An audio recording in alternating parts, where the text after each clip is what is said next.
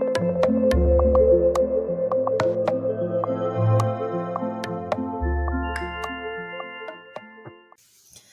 right, hello, Chick Chatters. I'm a little late with this Sister Wives recap. Later, or I should say, I'm a little later than usual with this Sister Wives recap. So let's get into it. On this latest episode of Sister Wives, Christine gives Janelle her beanbags, and I guess they're things that Christine doesn't really like. And Janelle asked her where to buy them, and she's like, "Nah, you can just have mine. Get them off my hands. I bought them with Kody. I don't want him anymore. Just like I don't want him anymore." So Christine mentions that her neighbor is moving and that the house adjacent to hers, it might even be connected, I believe, is going to be up for grabs, and that it's bigger than what she has, and it's only like $100 more a month, I believe she said. And she doesn't believe, though, that Janelle's going to actually do it. She doesn't think that that's going to happen. But Janelle basically hasn't gotten something called a release yet from Kody, so she's not really sure what's going on. I don't know what a release means. I'm not really versed on polygamy and the religion behind it, so I would have to be, if anybody knows, you can comment below what the release means. I'm assuming it's the religious release, so this way she could go off and marry somebody else if she wanted to. I don't know if she gets it from Kody. I don't know if she gets it from a minister. I don't know how that works. So I don't know. But Janelle says that she needs a release and that her and Kody haven't spoken maybe once. And he hasn't spoken to Savannah since her birthday. And this is a huge deal. It makes Christine really upset, makes Janelle upset, and makes Savannah upset, I'm sure. And her birthday is in early December. So we find out that right now they're in mid-January. There's a lot of time, I feel like, between when things are shot, but we still are so far behind with Sister Wives. Sister Wives right now is in like January of 23, and we're in September, so we're kind of getting closer. I believe we still might be like a whole year behind. I remember around COVID it felt like years behind, but maybe that's just me. Christine is really upset and asking like why. She doesn't understand why he hasn't gotten a hold of Savannah, why he's just like, what happened really with this man, why he has switched up. And she makes a valid point. She says he doesn't realize how easy this is to fix. Just go see your kids. Just make the effort. And then of course I feel like they show each other these like confessionals and stuff where they're talking, because then it seems like they're always directly answering something when they show the next person. But Kody's pretty much like, he doesn't have the emotional fortitude. The emotional fortitude. Like what? The emotional fortitude to talk to his own children and try to like mend fences with them. You don't have the emotional fortitude to deal with the children that you brought into this world. I'm sorry, what? He always keeps saying the phone works both ways, that if his kids want a relationship with him, they'll call him. Like, no. I don't know. I don't see it. I don't see it. I'm not a parent, so maybe this is just something beyond me, but I just feel like that's pride. It's just pride. It's pride in you needing to be right. There's no reason a fight about COVID should be lasting for literal years. At this point, a decade is going to go by and we're still going to be on this COVID argument. Like, this is crazy. But to say you don't have the emotional fortitude to deal with your own kids is blasphemy. It is beyond me. I have like no words. So then they get back about Savannah, and eventually Kody says he's going to bring Savannah Christmas, but it'll be late. Who talks like that? Eventually I'm going to bring her Christmas, but it's just going to be late. What? What do you mean eventually? This is mid-January they're talking about, and you haven't brought her Christmas yet? Past that, like into February, into March, which is maybe when he'll see her next. At this point, the way these things are shot, it's already been a month since they've shot anything, because they don't get together. They don't see each other. So, at least in my opinion, it seems. Why else? It seems like with every other reality show, you get at least a few days at a time that's like a block of things going on. With them, you get like a random conversation like once every like 2 months or month or something. And they all get together and have a conversation, and the whole episode is literally like the conversation. I was watching actually some of the older episodes, and it just was more going on, and there was so much more of the kids, so much more of the kids. And now you just have the adults, and all the adults are doing is arguing with each other and just having these like weird conversations about a lot of times just the same thing. A lot of this is really the same thing, like over and over again. But they're just getting more and more dramatic about it in different ways. Like it's still entertaining. Sister Wives has completely shifted to all these conversations. But anyway, so and then Christine breaks down over remembering how hopeless she felt and how neglected her kids felt because Kody's really not been around, I guess, these last few years. Like he really hasn't. He's been with Robyn. They all say this, except for Robyn. It's crazy the difference of opinion that everybody seems to have. And then she asked this very good question. Is he going to leave everyone but Robyn? Because Christine is seeing this pattern that's happening where Kody is kind of estranging himself from these wives, neglecting the kids. I guess it started in her family, now it's moving to Janelle's family. And she's just wondering out loud, like, is he going to leave everyone but Robyn? He's already left Meri years ago, years before anybody, really. He doesn't have as much of an investment in Meri either. He has less kids with Meri, and he lost it for her years ago, and he's very open and vocal about it. So I don't know. Speaking of Meri, though, we go to Meri and Robyn at her really cool fire pit. I guess I've never noticed it before, but it is really, really cool. And I would kill for a fire pit like that. I'd always be outside. And they talk about this text exchange that went wrong between the confessionals and the conversation and how it caused a division of the family. I guess Robyn got herself involved and says she wasn't safe doing this sibling exchange.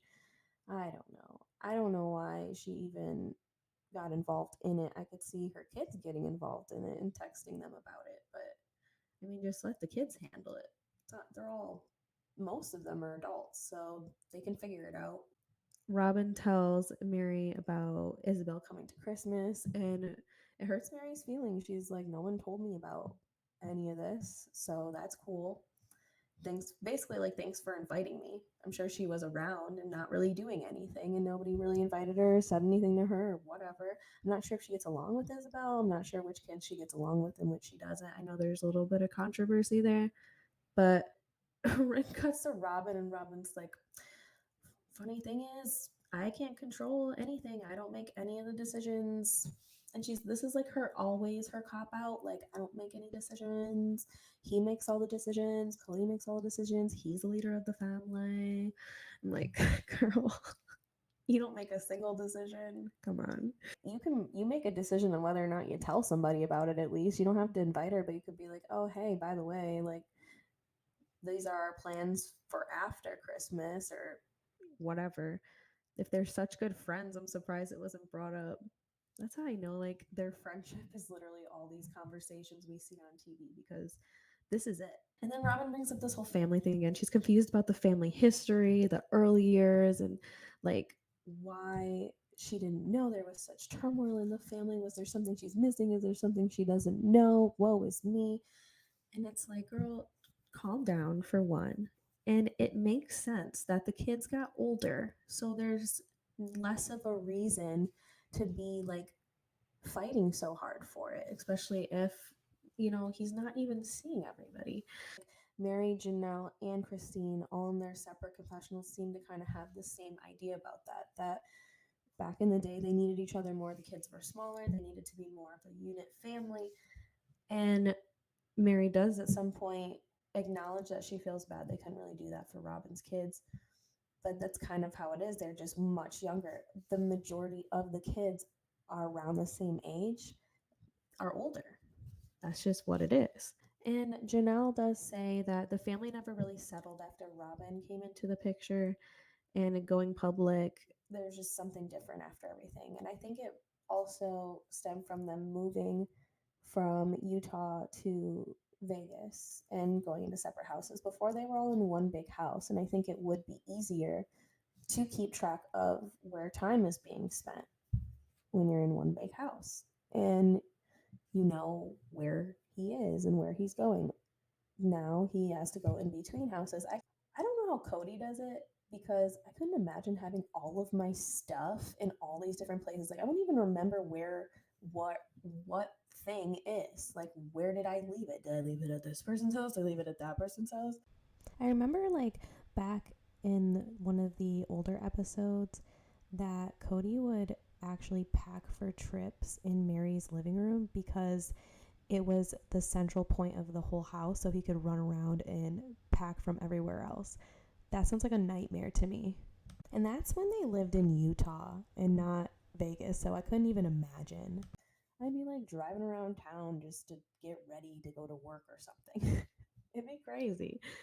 I don't know how he did that. I will give him that on this whole thing. Like, I don't know how he ever finds his stuff. Yeah, so they say that the family never settled after Robyn going public, and I can totally see it in the move. I think it's those three things, especially all at one time, was too much for the family to really get over. And to be honest, a lot of those kids were starting to get older and mature out. So if they're going to take on another wife, I don't know why they didn't do it earlier in the marriage, like 10 years earlier, because a lot of them were all added around the same time. So that means all of their kids are around the same ages and growing up. Her kids were a little bit younger to start off with. And then she has two more with Kody that have like almost no one to grow up with besides Truly. So, yeah, I don't know why they didn't add a wife sooner. That's always something I've wondered, is why they waited so long to add another wife. I feel like maybe this would have went better for them if they added another one sooner, if they were going to do 4. That makes me wonder if it's really because he just fell in love with Robyn and that's why he added her, because he was pretty set with 3 for, it seems like, 15, 16 years. So, I don't know. I don't know.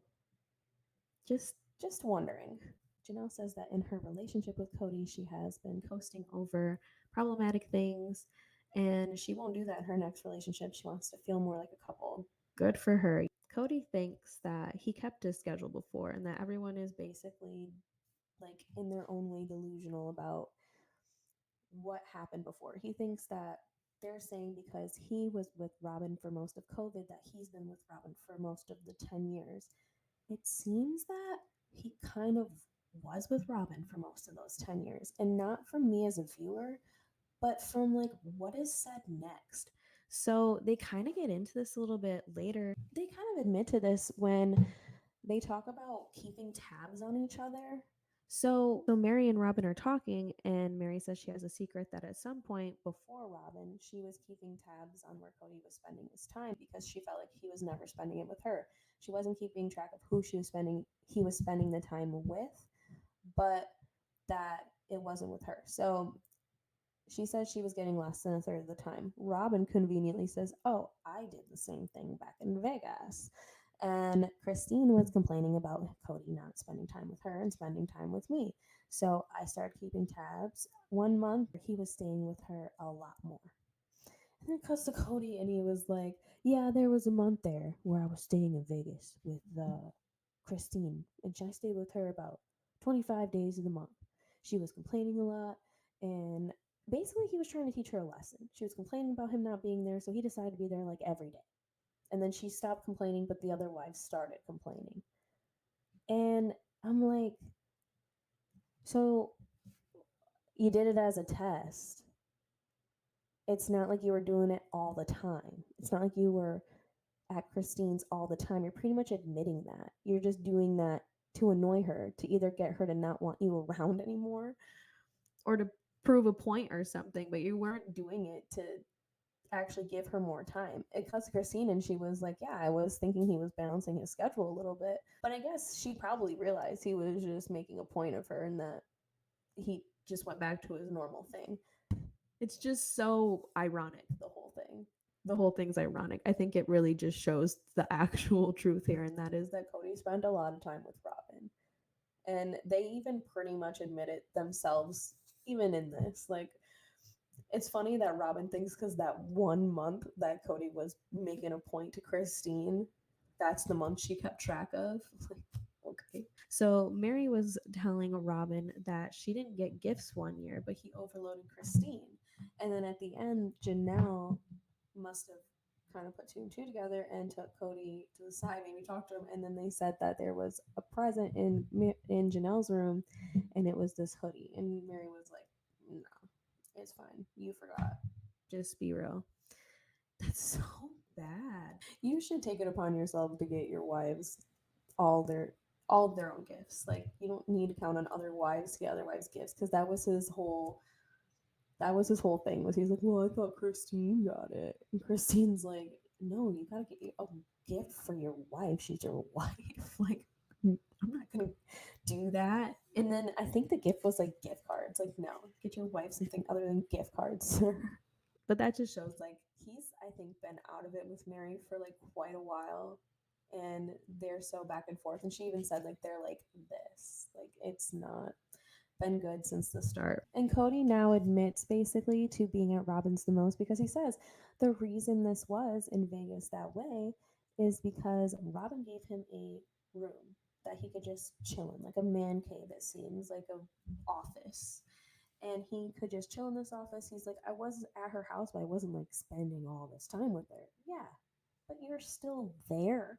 You're still available readily for her kids, for her. She could just walk into another room and be like, hey, blah, blah, blah, blah. You were eating there, sleeping there. A lot of the wives say that he would come back home like later in the evening and only at night and stuff. Kind of makes sense. He's probably like in his office for half the day and then he goes back to whatever wife he's seeing. I guess. I don't know. But they kind of allude to Vegas being unequal basically because Kody had an office space in Robyn's house, which I think is pretty apparent then that he was staying there the most. And I mean, why wouldn't you? You had all your own space. Kody, this whole time, wants like his own space, his own house. He wanted the fifth lot to build his own house. He wants probably a place where he can just put all of his stuff in one place. Like I said earlier, it's got to be so annoying now driving in between all these houses because nobody wants to live in one house. So he's got to like find somewhere to keep all of his stuff. I mean, imagine packing for a trip and having to go between 4 houses to find all this stuff. Like, no thanks. Robyn claims that when she did keep track of this time that Kody was at Christine's while they were in Vegas, that her kids complained about him not being around. I felt like that was like weirdly thrown in there. Like, maybe, I don't know. I don't want to say it was made up, but it just felt like this weird thing. Like, to just throw that in there. Like, oh, my kids were so upset that he wasn't around. Like, he just admitted in the confessional right before that he was kind of around. He was in his office, so all they had to do was like open the office door and be like, "Hey, Connie," or "Hey, Dad," or whatever they call him. I don't know. Robyn brings up her relationship with Christine, and she cries about the fact that they used to get along and have good times together, and she felt like there was potential of a great relationship there. Christine brings up that they went to counseling in Vegas, and that it didn't really go very well. And she could have easily asked to be Christine's friend in those counseling sessions and made efforts to be Christine's friend, and she never did that. I'm kind of inclined to believe that. I haven't watched all of those seasons exactly. I kind of fell off for a while, so I'm going to go back and start like kind of watching those to fill me in better. Because I've mainly seen the beginning seasons and then the final seasons, the last 4 or 5 seasons. So I really need to go back and get to the middle. Yeah, Christine doesn't trust her, and she says that if Robyn would have asked her to be her friend, or even to this day, she would have rejected her. She would have said no. And Christine holds a lot of resentment, it seems like, towards Robyn because Robyn seems to have came in and just kind of influenced Kody more than the rest. It seems like he always seemed to lean towards her viewpoints, and then Robyn at the end of the day would play like victim, like, I don't know, I don't make the decisions. Christine says that it seemed like the whole time Kody wanted her to be a better sister wife to Robyn. She's like, I had a decentish relationship with Meri, but he doesn't even care about Meri, even if I have a good relationship with her or not. he doesn't care because he doesn't care about Meri. And she's like, I have a good relationship with Janelle, so who else do I have to be a better sister wife to? Robyn, the favorite. Makes sense. And she makes this very valid point that I don't know why nobody has made before. She says, who has a great relationship with Robyn and Kody isn't attracted to? Meri. So being friends with Robyn isn't going to get Kody back into her house.